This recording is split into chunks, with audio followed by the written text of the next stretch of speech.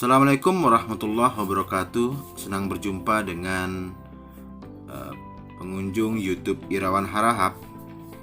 Pada video kali ini kami akan menjawab pertanyaan yang ditujukan kepada kami mengenai hal-hal yang masih dibingungkan oleh masyarakat terkait tentang hukum tentunya. Hari ini kita akan membahas apa itu hukuman seumur hidup. Kita sering mendengar di pemberitaan si A mungkin terkena pembunuhan berencana lalu kemudian dihukum seumur hidup, atau si B terkait dengan kasus narkotika yang luar biasa juga dihukum seumur hidup. Nah, pertanyaan ini berasal dari Mas Andri. Dia sebutkan, kepada pengasuh channel YouTube Irawan Harahap, perkenalkan, saya Andri, mahasiswa Fakultas Hukum di salah satu kota di Pulau Jawa. Kami sengaja memang tidak menyebutkan lengkapnya berkaitan dengan privasi penanya. Saya ingin menanyakan, apa itu hukuman seumur hidup? Saya mendengar beberapa versi yang ada di masyarakat tentang hukuman seumur hidup. Versi pertama menyebutkan terpidana akan menjalani hukuman sesuai dengan umur pada saat divonis. Sebagai contoh, bila saat divonis berumur 23 tahun, maka ia akan menjalani hukuman selama 23 tahun. Dan bila saat divonis berumur 42 tahun, maka ia akan menjalani hukuman selama 42 tahun. Versi kedua, hukuman seumur hidup dijalani selama ia masih hidup dan terus berada dalam penjara hingga meninggal dunia. Mohon penjelasannya, terima kasih. Jadi ini ada dua versi, satu berdasarkan usia terpidana pada saat divonis, atau yang kedua menjalani hukuman selama ia masih hidup. Manakah yang benar? Terima kasih atas pertanyaannya Mas Andri. Namun, untuk menambah pengetahuan kita semua, sebelum saya membahas mengenai apa itu pidana seumur hidup, saya di sini menggunakan istilah pidana seumur hidup, bukan hukuman seumur hidup, karena saya mengacu pada ketentuan yang ada pada Kitab Undang-Undang Hukum Pidana. Ya, selain hukuman seumur hidup, sebenarnya ada beberapa jenis pidana. Pada pasal 10 KUHP ditentukan jenis pidana secara garis besar dibagi menjadi dua. Pertama adalah pidana pokok. Pidana pokok ini terdiri dari 4 bentuk. Pertama, pidana mati. Kedua, pidana penjara.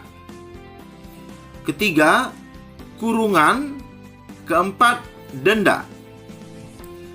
Pidana penjara pun nanti kita akan lihat akan dibagi menjadi dua. Satu, pidana seumur hidup. Dua, pidana untuk waktu tertentu yang lamanya maksimal 20 tahun. Yang kedua adalah pidana tambahan. Terdiri dari 3, pencabutan hak-hak tertentu, perampasan barang-barang tertentu, dan pengumuman putusan hakim.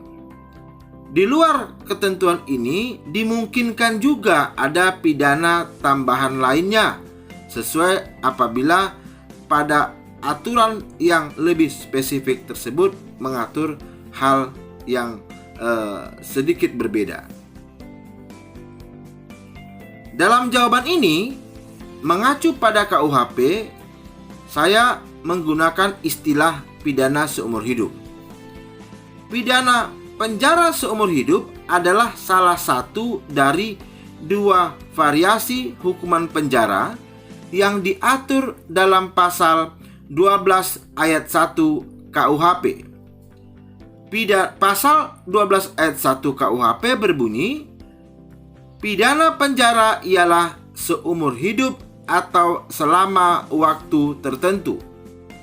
Pasal 12 ayat 4 KUHP menyatakan pidana penjara selama waktu tertentu sekali-kali tidak boleh melebihi 20 tahun. Saya ulangi lagi, pidana penjara untuk waktu tertentu tidaklah boleh melebihi 20 tahun. Dari bunyi pasal 12 ayat 1 KUHP tersebut di atas dapat disimpulkan bahwa yang dimaksud dengan pidana penjara seumur hidup adalah penjara selama terpidana masih hidup hingga meninggal. Jadi ketentuan tersebut menjelaskan si terpidana tetap dalam penjara selama si terpidana masih hidup hingga meninggal.